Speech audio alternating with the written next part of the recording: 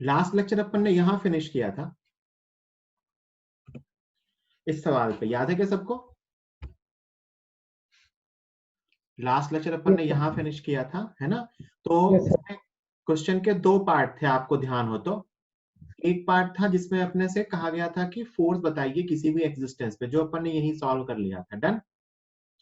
दूसरे पार्ट में अपने से कहा गया था कि इस फोर्स की मैक्सिमम वैल्यू किस एक्स के लिए होगी, what is the magnitude of maximum force, मतलब कहां पे होगा कि ये मैक्सिमम फोर्स एक्सपीरियंस करे। अभी तो हमने क्या किया ना बेटा, फोर्स को एज एक्स का फंक्शन कैलकुलेट किया है। देखो ये फोर्स एक्स का फंक्शन है। अब कोई मुझे बताओ जरा, ये मैक्सिमम फोर्स कैसे कैलकुलेट होगा, कैसे पता करें कि फोर्स मैक्सिमम किस एक्स के लिए होगा? देखो यहाँ पे जो फोर्स है वो एक्स का फंक्शन है ना? तो मैक्सिमम फोर्स कैसे बताएं कि कौन से एक्स के लिए फोर्स मैक्सिमम होगा? डिफरेंशिएट कर। सर डिफरेंशिएट कर डिफरेंशिएट देंगे। करके मैक्सिमम निकालना है। बिल्कुल सही, बिल्कुल सही, बिल्कुल सही। तो डिफरेंशिएट करके क्या करेंगे अपन, df अपॉन dx को जीरो करेंगे। किया क्या आपने? मैंने बोला था घर से करने को। सर शीट में था इस टाइप का। क्या? शीट सर का ही शीट सवाल है, टाइप का नहीं, एग्जैक्टली शीट का ही सवाल दिया था मैंने। ये क्या है इसका आंसर?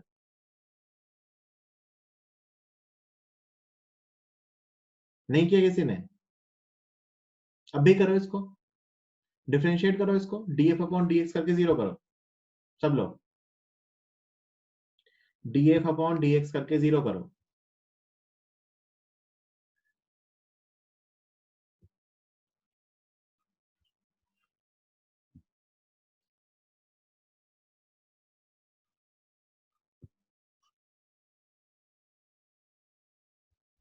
x के अलावा बाकी सब चीजें कांस्टेंट है।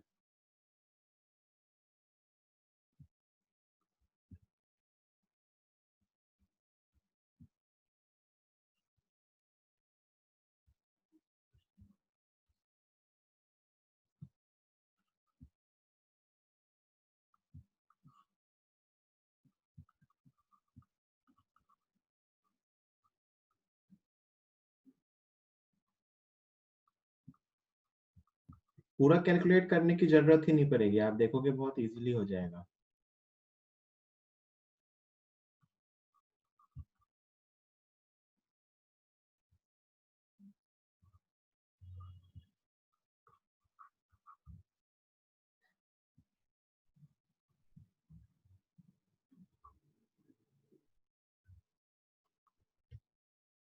देखना इधर, मैंने इसको डिवीजन रूल से डिफरेंशिएट करने के लिए एक्सप्रेशन लिखा है ना? सब लोग ध्यान से देखिएगा कि df अपॉन dx जीरो किया तो इस पूरे फोर्स का डेरिवेटिव क्या होना चाहिए, जीरो। तो वो मैंने जीरो लिख दिया। अब ये तो पूरा कांस्टेंट है, ये बाहर आके वैसे उधर मल्टीप्लाई होकर जीरो बनेगा। तो अब मतलब मुझे ये जो x अपॉन नीचे लिखा हुआ है ना, x square upon D square by four, इसके डेरिवेटिव को जीरो करना है। फिर मैंने इसको डिवीजन रूल से डिफरेंशिएट किया कि नीचे अपना x square plus D square by four की पावर थ्री हो गया, और ऊपर पहले x का डेरिवेटिव और डिनोमिनेटर वाला कांस्टेंट, फिर डिनोमिनेटर वाले का डेरिवेटिव और x वाला कांस्टेंट। अब अगर मैं इस डेरिवेटिव की वैल्यू लिखूं, वापस देखो, ये जो डिनोमिनेटर है ये इधर जाके मल्टीप्लाई होगा और वो जीरो हो जाएगा, तो उससे कोई मतलब ही नहीं है। तो ऊपर अपने पास बच रहा है x square plus D square by four raise to the power three by two into D x by d x is one minus x into, इसको डिफ्रेंशिएट करेंगे अगर हम चेन रूल से, तो ये बचेगा into three by two into x square plus D square by four raise to the power one by two into, अंदर चलेंगे तो टू एक्स का डेरिवेटिव इक्वल टू जीरो। यही आएगा, बताओ भाई। अब मैं इसमें से ना, आप ध्यान से देखना, X square plus D square की power one by two common लेके हटा देता हूं, तो ये बच जाएगा यहाँ पे x square plus D square. मैंने क्या किया, x square plus D square की पावर वन बाई टू जो दोनों टर्म्स में है उसको कॉमन लिया और वो उस साइड जाके जीरो हो गया, तो ये बच गया इसकी पावर वन माइनस, यहां क्या बच गया, x इंटू ये थ्री बाई टू, ये टू से टू यहां कैंसिल हुआ, तो ये बचा इंटू ये x है ना, ये कितना बचा यहाँ, three x equal to zero. यहां से आया x square plus D square minus 3x² equal to 0। यहां से आ रहा है बेटा D square equal to 2x²। तो यहां से x आ रहा है x इक्वल टू dy, कितना आया √2। x कितना आया dy √2। एक बार चेक कर लो कोई कैलकुलेशन मिस्टेक करी क्या मैंने, जल्दी से सब लोग चेक कर लो।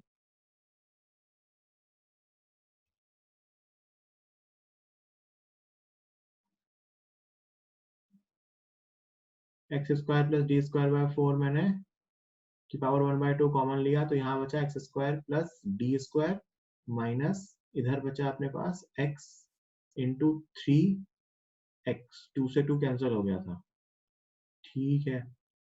ये बच गया 3x², ये बच गया x² plus d² minus 3x² equal to 0। तो ये आ गया अपने पास यहाँ से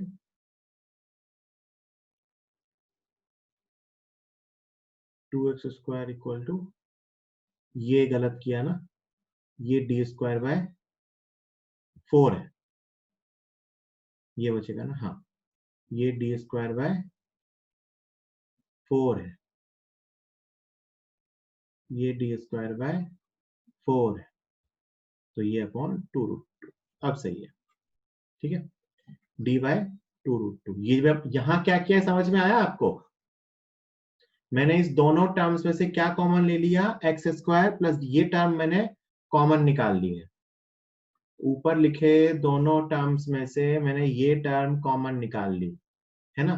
तो इसकी पावर 3/2 था, 3/2 में से 1/2 माइनस हो गया, तो क्या बचा उसकी पावर 1, और यहां से ये टर्म गायब हो गई, तो कितना बच गया 3x²। फिर इसको सॉल्व कर लिया तो आंसर आ गया d/2√2। तो ये वो x की वैल्यू है जहां फोर्स मैक्सिमम होगा। आगे ना अपन रिंग में फील्ड सीखेंगे, वहां भी आंसर यही आएगा, बस वो d/√2 आएगा, क्योंकि वहां पे अपन रेडियस लेंगे, यहाँ अपन ने डायमीटर लिया है ना। ये स्टैंडर्ड रिजल्ट आगे काम आएगा, वहां मैं आपको यहाँ से कंपेयर करके बताऊंगा, अभी याद रखने की जरूरत नहीं है।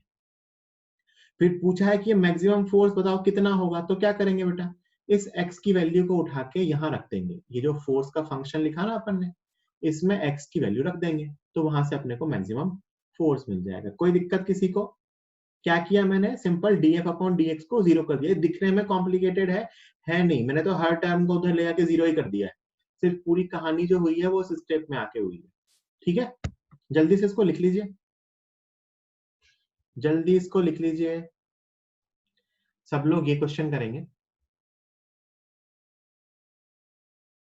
इस क्वेश्चन में आपसे कहा गया है कि एक चार्ज है कैपिटल Q, इसको दो पार्ट्स में डिवाइड किया गया है, Q1 और Q2, और इनको r डिस्टेंस पे रख दिया गया है। तो Q1 और Q2 की वैल्यू क्या होनी चाहिए जिनके लिए इनके बीच का फोर्स मैक्सिमम होगा, Q1 और Q2 की वैल्यू क्या होनी चाहिए जिसके लिए इनके बीच का फोर्स मैक्सिमम होगा, ये बताना है।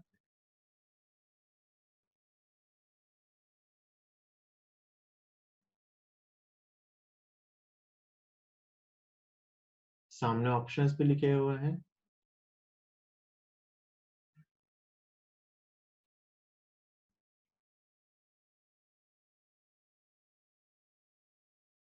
जल्दी 1 मिनट दे। चार्ज को अगर दो इक्वल पार्ट्स में बांट दिया जाए तो उनके बीच का फोर्स, रिपल्शन का फोर्स मैक्सिमम होगा। कैसे बताया, एक चार्ज को x मान लिया, दूसरा कितना होगा q माइनस x, उनके बीच का फोर्स लिखा k q1 q2 upon r², उस फोर्स को मैंने मैक्सिमाइज कर लिया।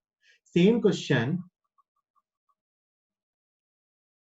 आपको ग्रेविटेशन में भी मिलेगा, जहां फोर्स का फॉर्मूला होता है Gm1m2 अपॉन r², कि m की वैल्यूज, m को अपने को दो इक्वल पार्ट्स में बांटना होगा जिनके लिए उनके बीच का अट्रैक्शन फोर्स मैक्सिमम हो। तो वहां भी क्या आएगा आंसर, कि दोनों मासेस को अगर इक्वल इक्वल रख दें, मतलब अगर एक कैपिटल M को आपको कहा जाए कि दो इक्वल पार्ट्स में बांट देंगे, तो अपन कहेंगे उनके बीच लगने वाला फोर्स मैक्सिमम होगा।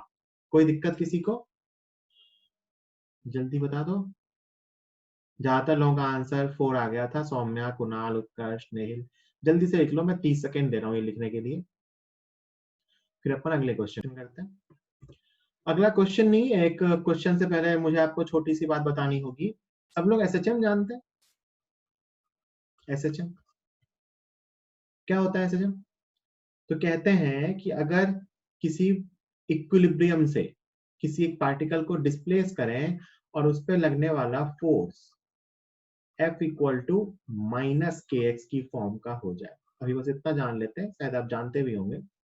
तो कहते हैं कि उस पार्टिकल की जो मोशन होती है वो मोशन इज एसएचएम। मतलब अगर फोर्स माइनस के एक्स, यहां माइनस क्या दिखा रहा है कि रिस्टोरिंग फोर्स, फोर्स कैसा है? Restoring force opposite to displacement, है ना। ऐसा कहां होता था? मैंने आपको बताया था, स्टेबल इक्विलिब्रियम में। कहां होता था? स्टेबल इक्विलिब्रियम में। तो अगर मैं कहूं कि स्टेबल इक्विलिब्रियम में अगर पार्टिकल को इक्विलिब्रियम से डिस्प्लेस करते हैं तो इक्विलिब्रियम पॉइंट की तरफ रीस्टोरिंग फोर्स आता है। क्या हर इक्विलिब्रियम से डिस्प्लेसमेंट एसएचएम में रिजल्ट करेगा? नहीं। एसएचएम ओनली व्हेन ये जो रीस्टोरिंग फोर्स है ना, ये x के प्रोपोर्शनल हो या इसका मैग्नीट्यूड मान लो। एसएचएम सिर्फ तभी होगा जब ये रिस्टोरिंग फोर्स x के प्रोपोर्शनल होगा, अदरवाइज ऑसिलेशन कहेंगे, है ना। मतलब अगर मैं कहूं कि एक पार्टिकल को अगर मैं स्टेबल इक्विलिब्रियम से डिस्प्लेस करूं तो उस पे लगने वाला जो रीस्टोरिंग फोर्स है अगर वो x के प्रोपोर्शनल आ गया तो वो एसएचएम कहलाएगा, और अगर वो x के प्रोपोर्शनल नहीं आया, x square, x cube, root x, x की पावर 3/2 कुछ भी आ जाए, तो वो ऑसिलेशन तो होगा बट एसएचएम नहीं होगा, है ना। एक्चुअली एसएचएम भी एक टाइप का ऑसिलेशन है। इसकी डिटेल्स अपन एसएचएम के चैप्टर में सीखेंगे। अभी बस अपने को यहाँ इतना पता होना चाहिए कि एसएचएम कब होगा? जब रीस्टोरिंग फोर्स निकालेंगे, मतलब पार्टिकल को डिस्प्लेस करेंगे, उस पर फोर्स निकालेंगे, और वो फोर्स अगर प्रॉपर अप्रोक्सीमेशन लेने के बाद x के प्रोपोर्शनल आ गया तो हम कहेंगे वो पार्टिकल एसएचएम करेगा। और उस एसएचएम का टाइम पीरियड होता है t is equal to 2 pi under root m by k. t is equal to 2 pi under root m by k, जहां m तो मास है, k क्या है?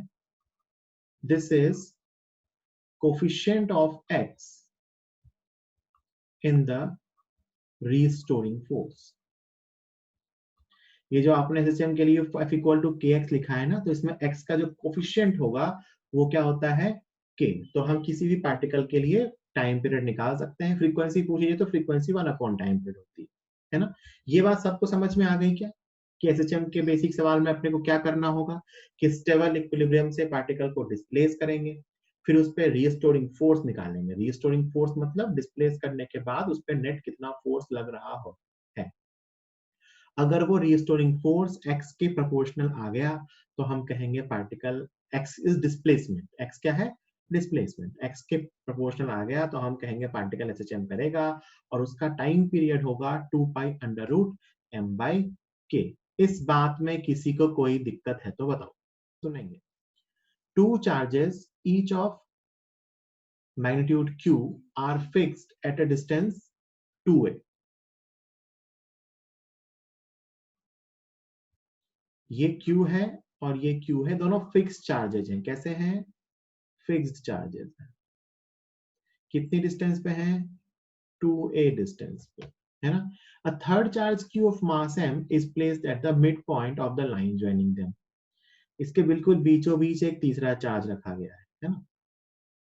मान लेते हैं सब पॉजिटिव है, साइन से कोई फर्क नहीं पड़ेगा वैसे, है ना। All the charges are of same sign, है ना। तीनों प्लस है, तीनों माइनस होंगे तो भी कोई दिक्कत नहीं है ना। If charge q is slightly displaced from its position along the line joining, है ना। सबसे पहले ये देखो कि चार्ज को डिस्प्लेस कहाँ किया गया है। कहा गया है charge is slightly displaced from its position along the line joining, मतलब इस लाइन के along डिस्प्लेस किया है। क्या हर सबको ये समझ में आ रहा है कि ये स्टेबल इक्विलिब्रियम है? अगर मैं इस लाइन पे डिस्प्लेस करूंगा तो ये स्टेबल इक्विलिब्रियम है। ये सबको समझ में आ रहा है क्या? अपन देखना सीख चुके हैं डिटेल में। बहुत बढ़िया, सबको समझ में आ रहा है। इसका मतलब ऑसिलेशन तो होगा, है ना। इसको यहां से स्लाइटली डिस्प्लेस करें तो रीस्टोरिंग फोर्स आएगा, स्टेबल इक्विलिब्रियम है तो ऑसिलेशन होगा। एक चीज यहां ध्यान देने वाली है, ये वर्ड स्लाइटली, ये आगे काम आएगा। अगर ये स्लाइटली नहीं दिया होता तो हम नहीं कह पाते कि ऐसे है ना। अब ध्यान से सुनिए, क्या किया कि इसको स्लाइटली डिस्प्लेस किया, मान लेते हैं डिस्प्लेस करके इसको यहां से कहीं यहां रख दिया, है ना। इधर की तरफ मैंने इसको एक्स डिस्प्लेस कर, राइट साइड में, है ना। तो इसकी यहां से जो डिस्टेंस हो गई, ये अब कितनी हो गई, a प्लस एक्स, और इसकी यहां से डिस्टेंस कितनी हो गई, a माइनस एक्स, है ना। अगर मैं चार्जेस को 1 और 2 नाम दे दूं तो पहले तो 1 और 2 के फोर्स कैंसिल हो रहे थे, अब क्या हो रहा है, 1 का फोर्स पहले से डिक्रीज हो गया क्योंकि उसकी डिस्टेंस बढ़ गई, और 2 का फोर्स पहले से इंक्रीज हो गया। ठीक, तो अब मैं उस चार्ज पार्टिकल पे दोनों के फोर्स लिख रहा हूं। 2 का फोर्स कुछ इधर आएगा F2, और 1 का फोर्स इधर आएगा F1, और ऑब्वियस सी बात है नेट फोर्स इधर की तरफ आएगा, and that will be F2 minus F1, यही अपना रीस्टोरिंग फोर्स। सबसे पहले तो ये समझना चाहिए रीस्टोरिंग फोर्स आएगा कहां से, क्यों आएगा रीस्टोरिंग फोर्स। अगर मैं बात करूं तो आप कहोगे कि सर जैसे ही इसको यहां से राइट साइड ले गए तो 1 वाले चार्ज से डिस्टेंस बढ़ी तो उसका फोर्स कम होगा, रिपल्सिव फोर्स है लेकिन कम होगा, और 2 वाले के पास गया तो उससे डिस्टेंस कम हुई तो उसका फोर्स बढ़ेगा। तो अब F2 ज्यादा है और F1 कम है, पहले ये दोनों इक्वल थे क्योंकि इक्विलिब्रियम में था। तो नेट फोर्स ऑब्वियस सी बात है F2 ज्यादा है F1 से, तो नेट फोर्स लेफ्ट की तरफ ही आएगा और F2 माइनस F1 होगा। रीस्टोरिंग क्यों कह रहे हैं, ध्यान से समझिए कि मैंने डिस्प्लेस कहाँ किया था, राइट में, नेट फोर्स कहाँ आया, लेफ्ट में। यही आपने इसे लेफ्ट में डिस्प्लेस किया होता तो नेट फोर्स कहाँ आता, राइट में। तो ये ऑसिलेशन होगा। अभी तक एसएचएम कुछ भी प्रूफ नहीं हुआ है, सिर्फ ये प्रूफ हुआ है कि इस पे एक रीस्टोरिंग फोर्स होगा, और हम जानते हैं अगर रीस्टोरिंग फोर्स होगा तो ये ऑसिलेशन करेगा, है ना।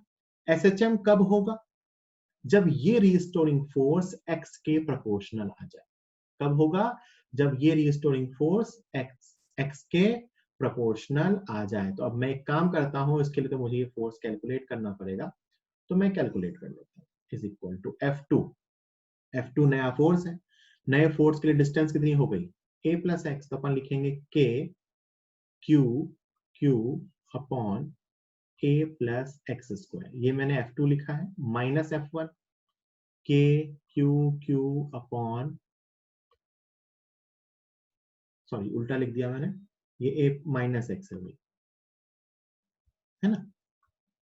F2 लिख रहे हैं ना, 2 का फोर्स, तो यहाँ पे a माइनस एक्स है और यहाँ पे a प्लस एक्स है, डन। अब इसको कैलकुलेट कर लेते हैं, तो k क्यू तो कॉमन आ गया, यहाँ बच रहा है बेटा a minus x square LCM में और a प्लस एक्स स्क्वायर। ऊपर एलसीएम ले जाके माइनस करेंगे तो ऊपर बचेगा a plus x square minus a minus x square. ऊपर के ब्रैकेट को अगर ओपन करके मैं सॉल्व करूं तो आप कहोगे सर ध्यान से देखो, ऊपर a स्क्वायर से a स्क्वायर कैंसिल होगा, x स्क्वायर से x स्क्वायर कैंसिल होगा, और ऊपर बचेगा 2ax माइनस माइनस 2ax मतलब 4ax। सब लोग ध्यान से देखेंगे, जब मैं इसको ओपन करूंगा a प्लस बी के होल स्क्वायर के फॉर्मूले से, और इसको ओपन करूंगा a minus b whole square के फॉर्मूले से, तो a स्क्वायर कैंसिल होगा, x स्क्वायर कैंसिल होगा, इधर बचेगा 2ax माइनस माइनस 2ax, तो बचेगा 4ax, और नीचे आएगा a minus x square into A plus x square, है ना। ये मैंने अभी क्या किया है, मैंने सिंपली F2 की वैल्यू रखी, F1 की वैल्यू रखी और F2 माइनस F1 किया। भाई क्वेश्चन में कहा गया था कि इसको डिस्प्लेस किया, तो मैंने इसको x डिस्प्लेस किया, x डिस्प्लेस करके मैंने F2 लिख दिया, x डिस्प्लेस करके मैंने F1 लिख दिया, और मैंने F2 माइनस F1 को कैलकुलेट कर दिया, ये आया F2 माइनस F1। क्या अभी ये फोर्स सिर्फ x के प्रोपोर्शनल है, अभी मैंने x पे कोई लिमिट नहीं रखी है, क्या ये फोर्स सिर्फ x के प्रोपोर्शनल है, जल्दी से चैट बॉक्स में लिख के बताइए। क्या ये फोर्स अभी सिर्फ x के प्रोपोर्शनल है? नहीं, नहीं है, नहीं है। देखो x की टर्म ऊपर तो है, नीचे भी है। नीचे ये दिख रहा है, ये वाला x यहाँ भी तो है। तो क्या ये अभी x के प्रोपोर्शनल है? नहीं। बात समझ में आती है कि अभी ये SHM नहीं है, अभी ये SHM नहीं है। अभी मैंने x के पे कोई कंडीशन नहीं लगाई है, कोई भी जनरल x, अभी x a/4 भी हो सकता है, अभी x a/3 भी हो सकता है, अभी x a/2 भी हो सकता है, कुछ भी हो सकता है। तो अभी मैंने x पे कोई कंडीशन नहीं लिखी है ना। अब मैं x पे कंडीशन लिखूंगा, है ना। ध्यान से सुनना, यहां तक सबको समझ में आ गया क्या? यहां तक मैंने क्या किया है, जल्दी से यस लिख के बता दो कि मैंने सिंपल पार्टिकल को वहां माना है और उस पर नेट फोर्स निकाल दिया है। बहुत ही बढ़िया, बहुत ही बढ़िया। यहाँ तक सबको समझ में आ गया? अब कुछ नहीं करना है, बस बस बस बस बस, समझ गया मैं। अब देखना ध्यान से, अब क्या करेंगे। अब हम कहेंगे कि क्योंकि हमसे क्वेश्चन में कहा गया है कि स्लाइटली डिस्प्लेस्ड है, स्लाइटली डिस्प्लेस्ड का मतलब कि x is very small, x is very small. किसके रिस्पेक्ट में? a के रिस्पेक्ट में। x a से बहुत ही छोटा है, हल्का सा जस्ट स्लाइटली डिस्प्लेस किया, तो x जो है वो a से बहुत ही छोटा है। तो अगर x a से बहुत ही छोटा है तो जो a माइनस x है it is equal to a, और जो a प्लस x है it is also equal to a।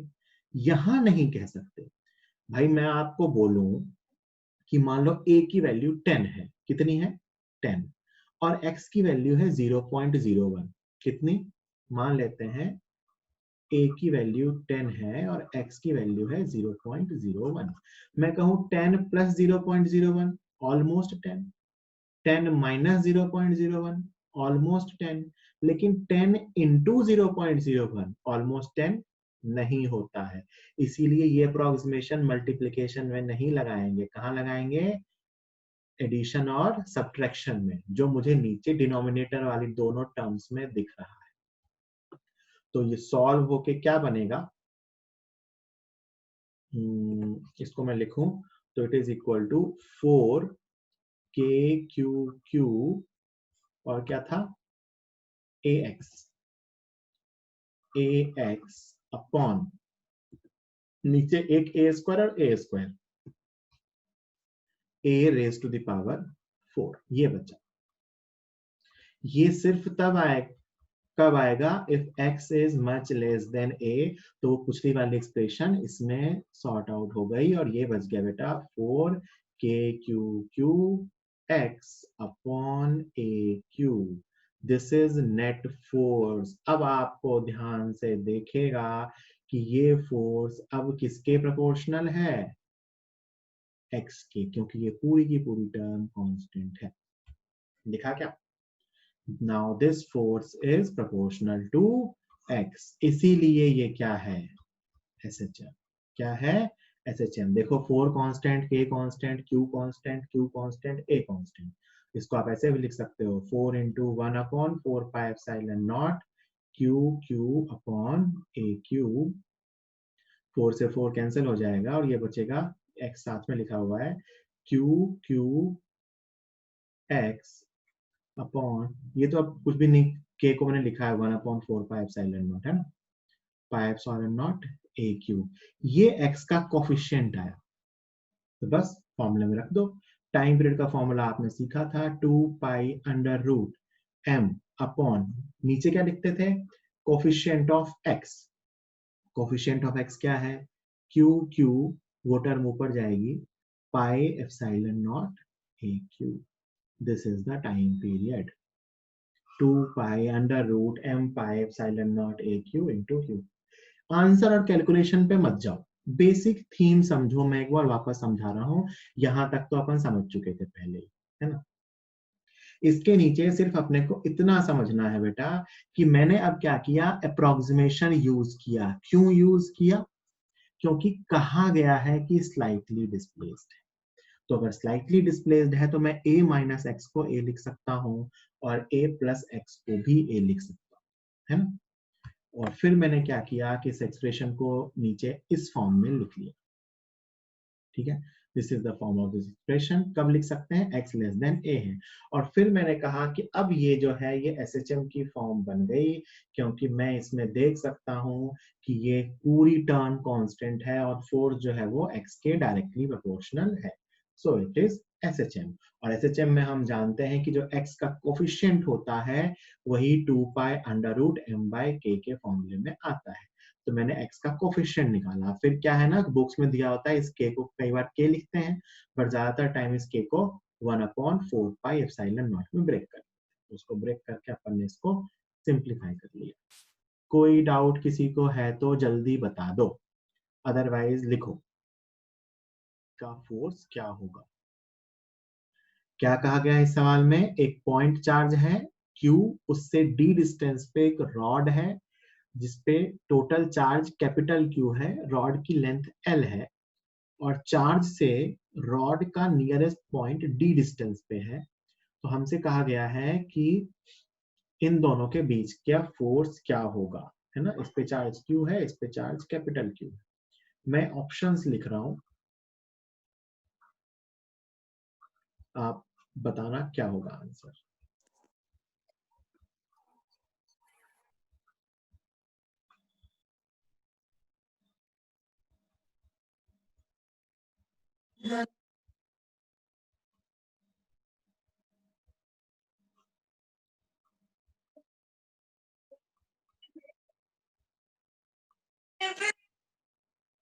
Mic नहीं,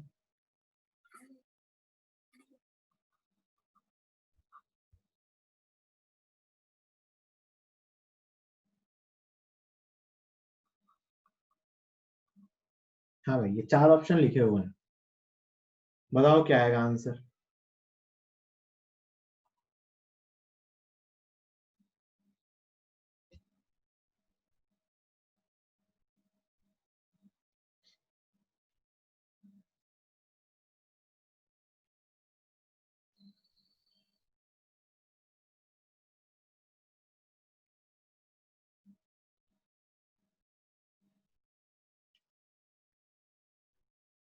जल्दी से अपने अपने आंसर लिख दो।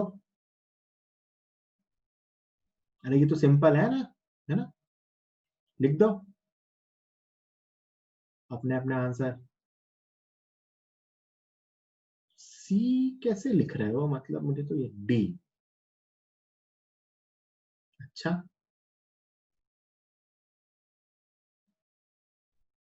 चलो मैं बताता हूँ, है ना, टाइम वेस्ट नहीं करते हैं इसमें।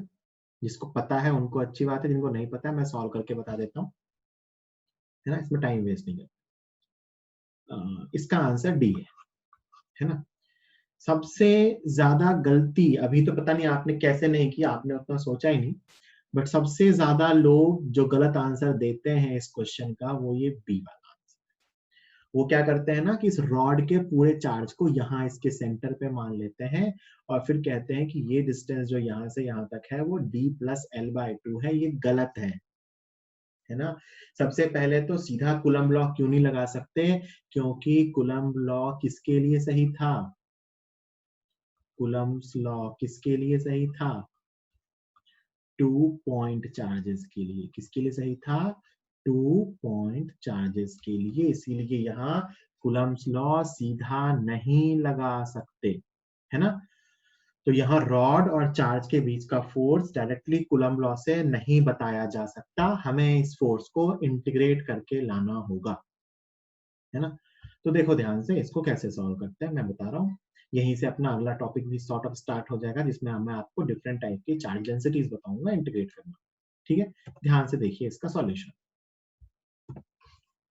यहां अपने से क्या कहा गया है कि एक रॉड है और यहाँ एक पॉइंट चार्ज है ना? ये मान लेते हैं प्लस क्यू है, ये मान लो क्यू। ठीक है, ये डिस्टेंस अपने को यहाँ से यहाँ तक डी दे रखी है और ये यहाँ से यहाँ तक ये डिस्टेंस जो है ये एल है। अब कहते हैं कि अपन इस रॉड और पॉइंट चार्ज के बीच कूलम्ब्स लॉ नहीं लगा सकते, तो मैं क्या करूंगा कि इस रॉड को बहुत सारे पॉइंट चार्ज से मिलके बना हुआ मानूंगा। ठीक है, तो मैं मान लेता हूं कि यहां से x डिस्टेंस पे इंटीग्रेशन की बेसिक अप्रोच यहीं से सीखो। रॉड थिन होती है ना, थिन रॉड। तो अपन कह सकते हैं कि ये बहुत सारे पार्टिकल्स से मिलके बना होगा। तो मैं कहूंगा कि यहां से प्लस q से x डिस्टेंस पे एक छोटी सी विड्थ है dx। कैसी विड्थ है? dx,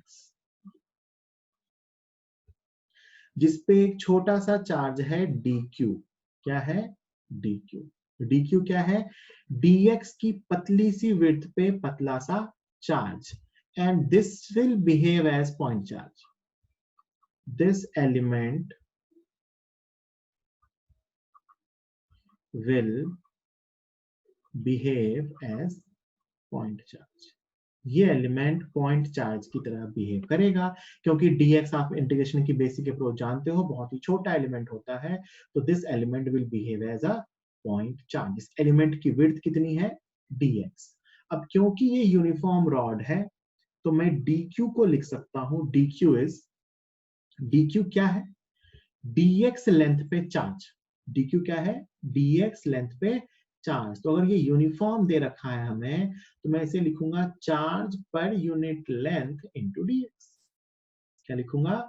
charge per unit length into dx। dq क्या है? इस छोटे से dx विड्थ के एलिमेंट पे चार्ज।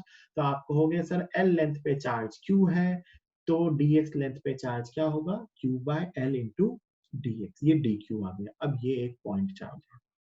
dq और q के बीच की डिस्टेंस कितनी है? x। तो मैं अगर फोर्स लिखूं df, df क्या है बेटा? This is force between q and dq। इसको कुलम्स लॉ से लिख सकते हैं, क्योंकि q भी पॉइंट चार्ज है और dq भी पॉइंट चार्ज है। So it is equal to k q, sorry it is small q,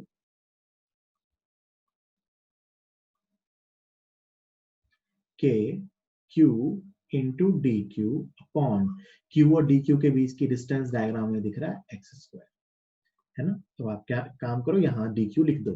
तो डी क्यू की वैल्यू कितनी आ गई? q by L into D x upon x square. This is D F.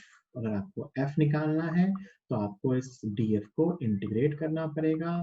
तो it is integration of k q q upon l into dx upon x square. ध्यान से देखिए x की limit कहां से कहां तक होगी। तो रॉड यहां स्टार्ट हो रही है और यहां खत्म हो रही है। यहां के लिए x की वैल्यू d होगी और यहां के लिए x की वैल्यू d प्लस l होगी। तो x की लिमिट कहां से कहां तक लगाएंगे? x इक्वल टू d से x equal to d plus l तक। इसको सॉल्व करना, वैल्यू आएगी k q q upon l into D plus L. सब लोग इसको लिखो और खुद से सॉल्व करो, है ना। मैं एक बार फिर से एक्सप्लेन करूंगा, सब लोग पहले इंटीग्रेशन फिर से करो, फिर मैं इसको एक बार वापस समझाऊंगा, है ना। जल्दी से सब लोग यहां तक नोट करके इस इंटीग्रेशन को एक बार और तो कैसे समझ सकते हैं कि अगर मैं दो पॉइंट चार्जेस के बीच का फॉर्मूला सीधा नहीं लगा सकता, तो मैं कहूंगा कि मैं इस रॉड को बहुत सारे पॉइंट चार्जेस से मिलके बना हुआ मान सकता हूं, है ना। क्योंकि रॉड का अगर एलिमेंट लेंगे तो वो छोटा सा एलिमेंट एक पॉइंट चार्ज की तरह बिहेव करेगा, और मैं एक ऐसे एलिमेंट और इस पॉइंट चार्ज के बीच का फोर्स लिखूंगा और फिर उस फोर्स को इंटीग्रेट करूंगा। तो मैंने इस इंटीग्रेशन की बेसिक अप्रोच के लिए क्या किया कि इस फिक्स चार्ज से x डिस्टेंस पे गया रॉड पे, और dx लेंथ का एक पॉइंट चार्ज मिला, है ना। और इस पॉइंट चार्ज का चार्ज कितना होगा? dq। सिंपल सिंपल है लिखना। This element will behave as a point charge, क्योंकि मैं रॉड सकता हूँ एक थिन रॉड बहुत सारे पॉइंट से मिलके बनी है। अब इस dq को कैसे लिखें? तो क्योंकि कहा गया है कि एक यूनिफॉर्म रॉड है, तो l लेंथ पे q चार्ज है, तो dx लेंथ पे कितना चार्ज होगा? q by l into dx। अब ये एक पॉइंट चार्ज है और ये एक पॉइंट चार्ज है, इनके बीच की डिस्टेंस कितनी है? x। तो इनके बीच के फोर्स को मैं df लिख सकता हूं, वो कितना आएगा? k q dq upon x square. D Q की वैल्यू अपन ने कैलकुलेट कर रखी है, यहां से लेके डी क्यू की वैल्यू रख देंगे। डी क्यू की वैल्यू कितनी है, Q by L into D X, तो it is Q by L into D X, K Q X square पहले से था। टोटल फोर्स के लिए क्या करेंगे, ऐसे सारे फोर्सेस का वेक्टर सम कर लेंगे, तो सारे फोर्सेस को मैंने ऐड कर लिया, सारे के सारे रिपल्सिव भी आएंगे एक ही डायरेक्शन में, तो मैंने सबको एक तरीके से सम कर लिया। सम किया, सम करने का मतलब इंटीग्रेट करना। एक्स की लिमिट, एक्स क्या है, इस पॉइंट चार्ज से रॉड की डिस्टेंसेस, तो रॉड की मिनिमम डिस्टेंस, पहली डिस्टेंस क्या आ रही है यहाँ से डी, और लास्ट डिस्टेंस क्या आ रही है डी प्लस एल। तो एक्स की लिमिट कहां से कहां तक लूंगा, डी से लेके डी प्लस एल तक लिमिट्स रख के इसको आप इंटीग्रेट करोगे, सिंपल सा इंटीग्रेशन है 1/x² का, तो 1/-1/x की फॉर्म में आएगा, ठीक है। उसमें आप लिमिट्स को रख दोगे तो सॉल्व होकर बनेगा के Q Q D upon D plus L, है ना। इसको याद रखने की एक ट्रिक भी है वैसे तो, एक बार पास वाली डिस्टेंस लेते हैं, एक बार दूर वाली डिस्टेंस लेते हैं। के क्यू बाय आर स्क्वायर होता है ना, तो एक बार पास वाली डिस्टेंस ले ली डी, और एक बार दूर वाली डिस्टेंस ले ली, that is D plus L. याद रखना इसका आंसर बी नहीं है। कोई अपने मन से ये नहीं कहेगा सर रॉड के पूरे चार्ज को सेंटर पे माना, सेंटर ऑफ चार्ज टाइप का ऐसा कोई कंसेप्ट एग्जिस्ट नहीं करता कि सर रॉड के सारे चार्ज को सेंटर पे मान लिया और सॉल्व कर लिया, है ना, ध्यान रहेगा। लिख लिया सबने, किसी को डाउट है तो बताओ, वरना मैं आगे चलता हूं।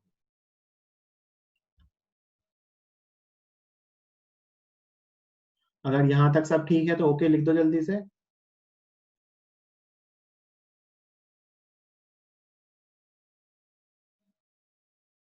ठीक है भाई, डन, ओके। चलिए, अब ये जो मैंने आपको बताया ना भाई इंटीग्रेट करने की बेसिक अप्रोच, मैं इसी को आगे प्रोसीड करूंगा, है ना। यही टॉपिक एक तरीके से आगे चलेगा। तो अपना फोर्स का टॉपिक फिनिश हो चुका है, अपन फील्ड स्टार्ट करेंगे, बट क्योंकि फील्ड सीखने में ना हम कंटिन्यूअस बॉडीज के कारण भी फील्ड निकालेंगे, तो मैं पहले आपको उसके लिए कुछ टाइप की चार्ज डेंसिटीज बताऊंगा। तो अगली अपनी हेडिंग है different types of charge densities, है ना, different types of charge densities. पहला है बेटा अपना लीनियर चार्ज डेंसिटी। क्या है, लीनियर चार्ज डेंसिटी। इसको सिंबल में जनरली लेमडा से लिखते हैं, कुछ और भी लिखा हो, कई बार म्यू लिख देते हैं, कोई दिक्कत नहीं है, जनरली इसको लेमडा से लिखते हैं, लीनियर चार्ज डेंसिटी। ये कब डिफाइन करेंगे, जब हम कहेंगे चार्ज लेंथ के लॉन्ग डिस्ट्रीब्यूटेड। कब डिफाइन करते हैं ये लीनियर चार्ज डेंसिटी, कब डिफाइन करते हैं, when charge is distributed on length. Charge कहां डिस्ट्रीब्यूटेड हो, लेंथ पे। कहां डिस्ट्रीब्यूटेड हो, लेंथ पे। जैसे एग्जाम्पल रॉड, रिंग, है ना, रिंग पतली सी रिंग हो, इसमें चार्ज सिर्फ कहां हो, इसके लेंथ के लॉन्ग, कहां हो, लेंथ के लॉन्ग। रॉड जिसमें चार्ज सिर्फ कहां हो, लेंथ के लॉन्ग, तो उसको कहते हैं लीनियर चार्ज डेंसिटी, जब चार्ज कहां हो, लेंथ के लॉन्ग। अगर मैं बोलूं कि इफ यूनिफॉर्म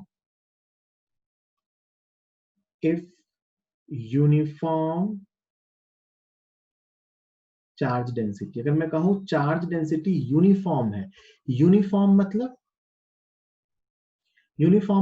हर लेंथ पे इक्वल चार्ज है, यूनिफॉर्म मतलब हर लेंथ पे इक्वल चार्ज है, तो आप लिख सकते हो lambda is equal to q upon length, जो भी उसकी लेंथ होगी। तो यहां से आप लिख सकते हो q is equal to lambda. अगर चार्ज डेंसिटी यूनिफॉर्म है तो आप लिख सकते हो कि linear charge density will be equal to total charge upon total length. तो क्यू को क्या लिख सकते हैं, लेमडा इंटू एल।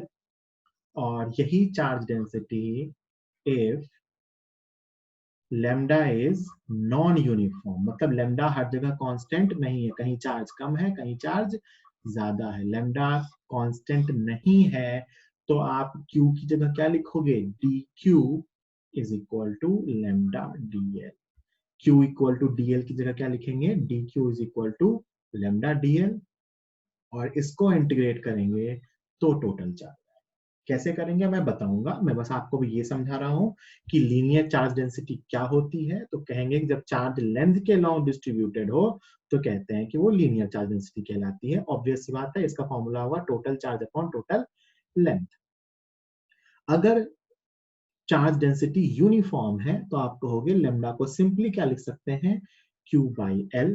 तो Q क्या हो जाएगा, लेमडा इंटू एल, जैसा कि अपने पिछले क्वेश्चन में था, लेमडा कांस्टेंट था, है ना। और अगर लेमडा वेरिएबल हो, नॉट कांस्टेंट हो, तो आप क्या लिखोगे, क्योंकि वो वेरिएबल है तो मैं एक छोटा सा एलिमेंट मानूंगा, उसकी लेंथ dl मानूंगा, उस पे चार्ज लिखूंगा तो लेमडा इंटू dl आएगा, और उसको इंटीग्रेट करूंगा तो क्या आ जाएगा, टोटल चार्ज।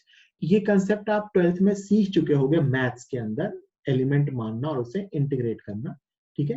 तो ये इसका बेसिक सा मतलब है। ठीक, मैं इसका एक एग्जांपल यहीं करा देता हूँ, फिर आप साथ ही लिखना, है ना।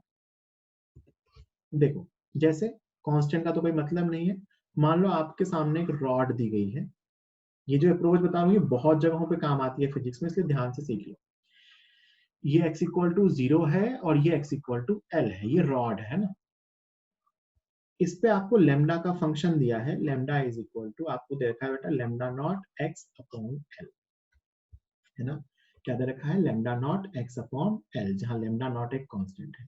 तो क्या ये कांस्टेंट है, नहीं, this is variable, this is variable. तो आपसे क्वेश्चन में पूछा गया है कि find total charge on the rod, बताओ रॉड पे टोटल चार्ज कितना है। अब यहाँ पे क्योंकि आप कहोगे कि सर चार्ज डेंसिटी वेरिएबल है, इसीलिए मैं टोटल चार्ज ऐसे सिंपली कैलकुलेट नहीं कर सकता, है ना।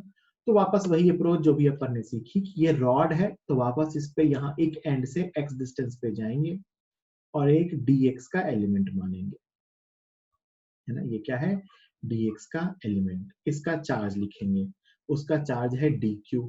dq क्या है बेटा, उस dx के एलिमेंट पे छोटा सा चार्ज, तो dq को क्या लिखेंगे, lambda into dx। Lambda is charge per unit length, lambda is charge per unit length. किसी भी x पे लेमडा x का फंक्शन है, मतलब मुझे किसी भी x पे लेमडा पता है, तो मैंने उसे dx से मल्टीप्लाई करके यहाँ का चार्ज लिख लिया।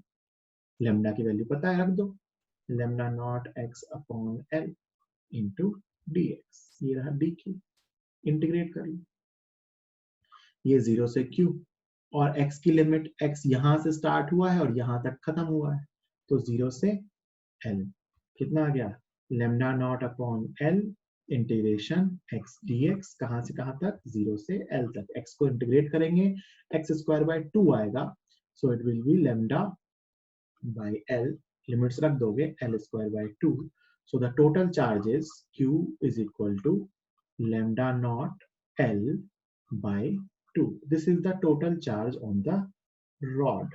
मैंने क्या किया कि क्योंकि वेरिएबल चार्ज डेंसिटी थी, इसीलिए मैंने सिंपली x डिस्टेंस पे जाके dx का एलिमेंट माना, रॉड के लिए एलिमेंट पॉइंट होगा, है ना। उसका चार्ज लिखा, कैसे लिखा कि उसकी लेंथ को उस जगह के लेमडा से मल्टीप्लाई कर दिया। लेमडा क्या है, किसी भी x पे पर यूनिट लेंथ का चार्ज। तो अगर मैं यहाँ के लेमडा को यहाँ की लेंथ से मल्टीप्लाई करूंगा तो मुझे यहाँ का चार्ज मिल जाएगा। Lambda is charge per unit length into length. Lambda की वैल्यू किसी भी x पे पता है, तो यहाँ भी पता है, जनरल x पे रख दी, उसको इंटीग्रेट किया। किसी को कोई डाउट है तो बताओ। ये पहले टाइप की चार्ज डेंसिटी थी, जिसको अपन ने लेमडा की फॉर्म में सीखा। दूसरे टाइप की चार्ज डेंसिटी को बोलते हैं एरिया चार्ज डेंसिटी। क्या बोलते हैं, एरिया चार्ज डेंसिटी। मास के लिखेंगे तो एरिया मास डेंसिटी लिख देंगे। एरिया चार्ज डेंसिटी का क्या मतलब,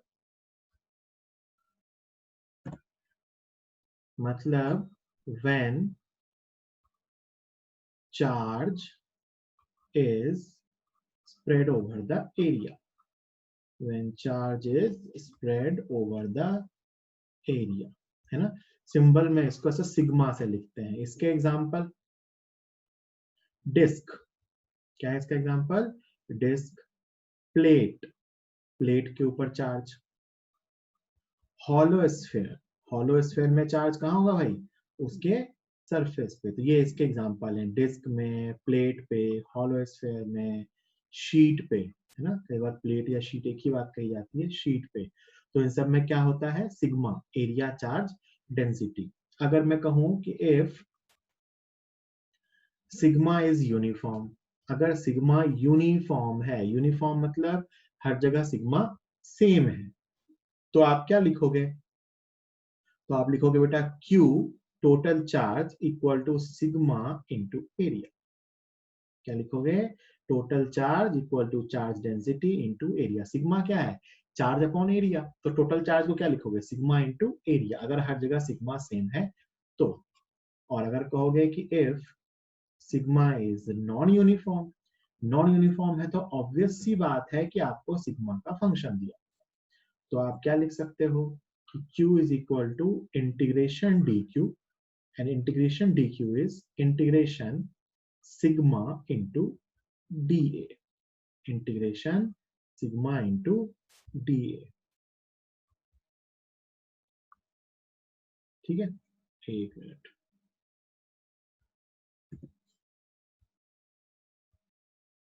इंटीग्रेशन सिग्मा इंटू dA।